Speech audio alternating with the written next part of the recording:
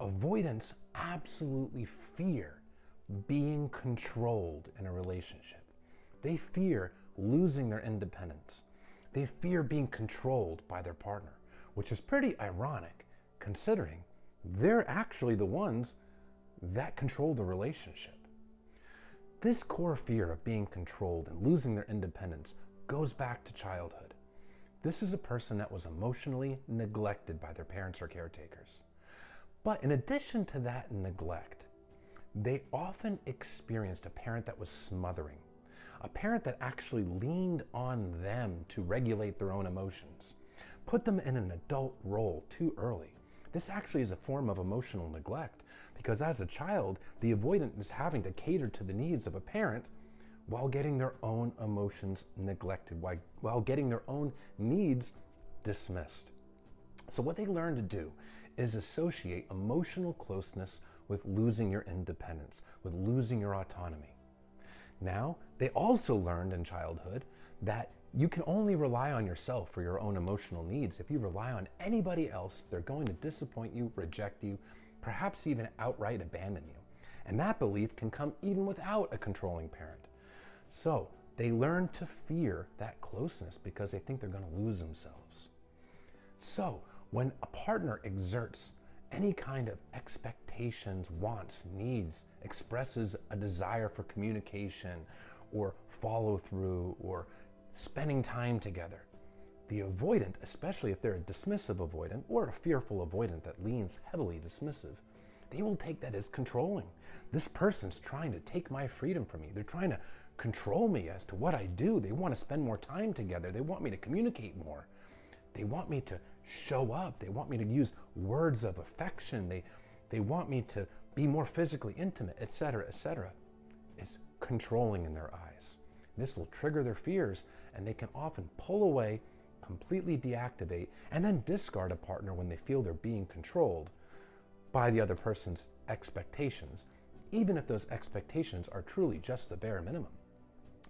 That said, all of the avoidance actions are actually designed in a very passive way to control the relationship, to keep themselves in control of the relationship as a whole, as well as the outcome of the relationship.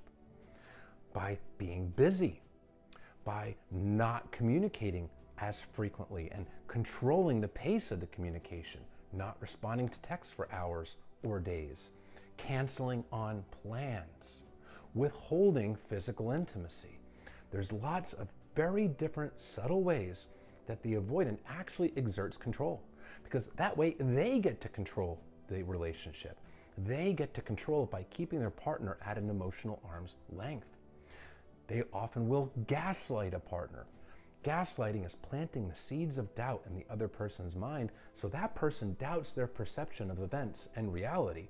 That way, the avoidant can escape accountability but also maintain a sense of control. See, when the avoidant does things like distancing behaviors or doesn't return texts, etc., they'll often plant those seeds of doubt by making the other person think that they're the one that's crazy. Oh, you're just being too clingy. You're being too needy. I was just busy at work. You're always overthinking things.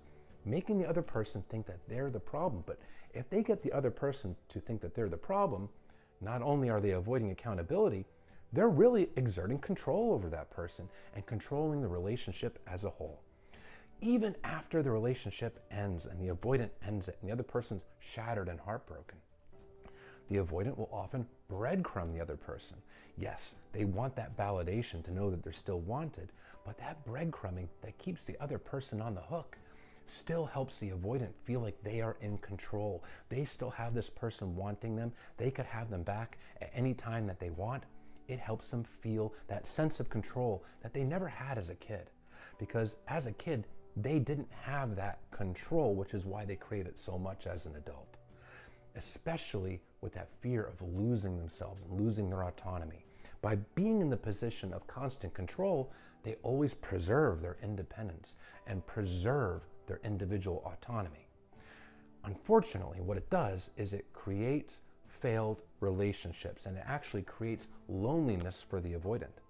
They go into relationships because they do want to be loved, they do want that affection and attention, but due to their own insecurities and due to their own selfishness, because of their insecurities, they're really only able to think of themselves and what their own perceived wants and needs are. They actually self-sabotage relationships and perpetuate their own loneliness.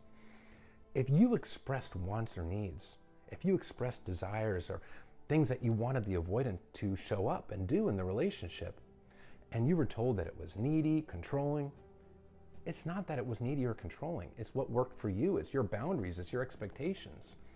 Now, when they're trying to dismiss that, they're just gaslighting you because they want to maintain their semblance of control without taking accountability.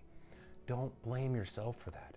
Be firm in your boundaries. Be firm in your expectations, because if they're not willing to meet your expectations, you deserve somebody that will, because you prioritize them.